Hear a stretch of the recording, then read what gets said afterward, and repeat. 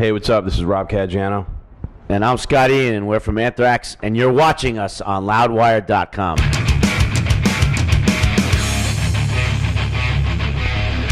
What's up, everyone? It's Hamid here from Loudwire, and I've got Scott and Rob from Anthrax here sitting with me. Thank you guys so much for your time. So it's the last day of the Mayhem Fest today. Is it bittersweet?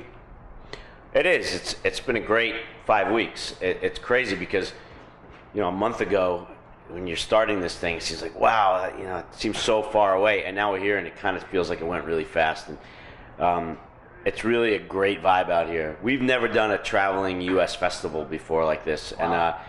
And so to be with the same bands and the same crew and all the Mayhem people and all the people from Jaeger and all the people from Rockstar, and we've been all traveling together for 5 weeks, and it's definitely become like a real family kind of vibe out here. And I'm definitely going to miss hanging with some of these people for sure. Does it feel a lot like the European festivals? It's different. Different vibe, definitely. Yeah, because European festivals are just one-offs. You play one day you're playing Download, and the next day you're playing somewhere else in Copenhagen, or you're playing Hellfest or Gods of Metal or whatever it may be. Those are all just one-offs. It's not like, you see a lot of the same bands at the festivals, but you're not traveling with 450 people for 5 weeks, which is what this is. Yeah. So you guys,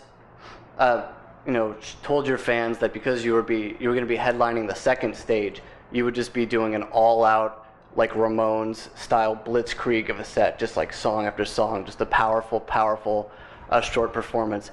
Has that been something that you guys have always wanted to try? Doesn't seem like it's any different than. Yeah, there's just less time. I barely get a drink of water until right before Antisocial, which is the fourth song of the set. So, but it doesn't, truthfully, when we play 90 minutes or 2 hours, it's like we don't bullshit really too much live. We don't have a drum solo, we don't have guitar solos, we don't talk all that much between songs. We're there for one reason, and that's to be Anthrax. So it's really not all that much different, truthfully. Okay.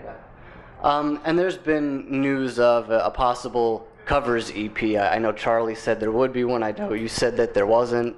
Recently, I heard Joey said that maybe. Is there any update on that whatsoever? Well, it's not actually an EP. That's maybe what the confusion is. It's just going to be, in a sense, I believe, to my knowledge, it's going to be worship music with a bunch of bonus tracks and maybe some other added features to it. Maybe the Devil You Know video will be on it. Maybe it won't. We're still kind of up in the air with how it's going to come out and how it's being put together. They're literally recording bass tracks on the bus today. As soon as we're done with this, I got to record Frankie. We're still kind of a little bit of ways off of figuring out exactly how it's coming out, but our hope is it will be out, at sometime maybe mid or late October, something like that. And you guys have said that you've also been recording some new original material. No. No? Not at all? All right. Never mind then. Not yet. Not yet? Nothing new yet, no. Okay. So, but whatever you're going to be putting out, that may or may not have covers, that's to celebrate the 1-year anniversary of worship music? That's a good spin. I guess we could go with that. No, you know what? It really came out of. Look, we've been doing covers forever. Go back to go back to Killer Bees or even before that. It's just something we've always done. And covers in the set now. Yeah, exactly. 2 of our biggest songs are cover songs. So we've always done them. So this was just another thing where we kind of got a bug up our ass about a couple of these songs, and enough to where we wanted to hear ourselves playing them, and that's really where it came from. And once we started recording it, TNT and Jailbreak got finished, and we're still working on Anthem from Rush and Smoking from Boston. And once we started on these songs, then it's kind of like, all right, how are we going to put them out, and then we kind of left that up to Megaforce and Nuclear Blast, who said, hey, we've got some tracks for you guys, what do you want to do? And then they come to us with a bunch of ideas. Very cool. When you guys do put out another record, can we expect any more songs about zombies? I don't know. I have no idea. I haven't given any thought creatively for lyrics for the next record, and I won't until we have music for the next record. So it's hard to say.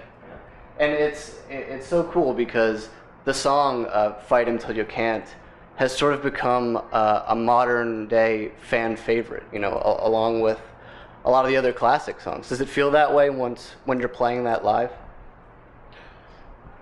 I think so. Actually, every time we kick into it, even on this tour, the crowd goes crazy. Yeah, absolutely. It's a good sign. It shows that people know it.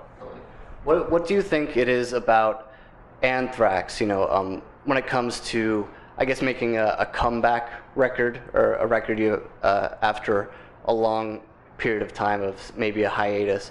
A lot of bands, for some reason or another, aren't able to really hit as hard as you guys did with The Devil You Know. What is it about Anthrax, do you think, that makes it work? I don't know. I mean, if I knew the answer to that, really, things would be so much easier for us. I don't know. We just knew with this record that we had something good. When we first started writing in 2007, we just felt like we had something really strong. The first few batch of songs, 4 or 5 things that first started coming together, that's what really kept everything going and kept it alive all the way through to finishing the record with Joey, in 2010.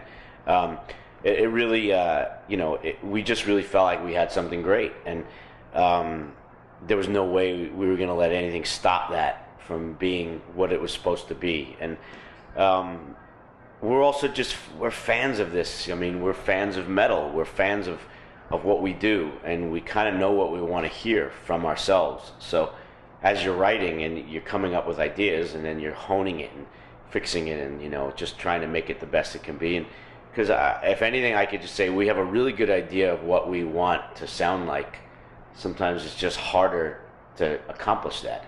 With this record, we had the songs right out of the box where we felt like this is exactly what we want to sound like right now. Awesome. And last question, I want to throw some horror movies your way and see which one you like more. So, first up, Dawn of the Dead or Day of the Dead? Dawn of the Dead. Yeah? The original? I like actually the original and the remake better than Day of the Dead. Gotcha. I like Day of the Dead too, just not as much. Yeah. Night of the Living Dead or Return of the Living Dead? Well, I gotta go Night of the Living Dead just because it's, it's the classic.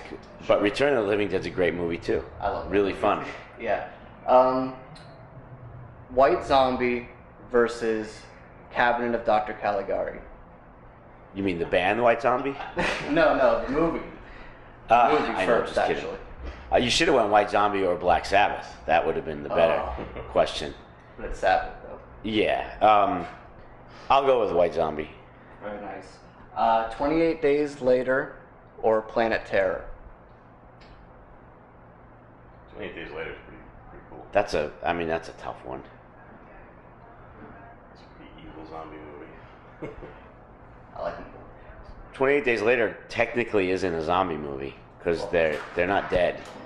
They have a rage virus. Rage virus. Oh yeah, the rage That's virus. right. That's true. But I still like it. I'll go with 28 Days Later. I like that movie a lot. And finally, Evil Dead 1, 2, or 3. Oh boy.